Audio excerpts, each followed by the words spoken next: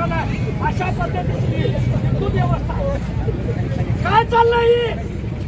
पुराच्या चाऱ्याचा प्रश्न आहे, शेतकऱ्याच्या पाण्याचा प्रश्न आहे. हा प्रश्न कोण सोडवणार आहे?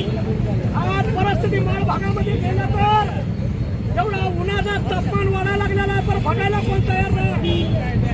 चाऱ्याचा हा मोठा प्रश्न आहे. याचं कारण पाठीमागे दिलेल्या छावण्याची बिलं न दिल्यामुळं कोण सुद्धा शेतकऱ्याला चारा द्यायला पुढे येण्याची परिस्थिती.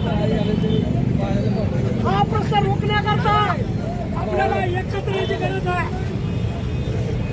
त्यासाठी आंदोलन आहे आणि न्याय मिळाला जर नाही तर त्यांना वेगळ्या पद्धतीने आम्ही दिशा देणार आहे.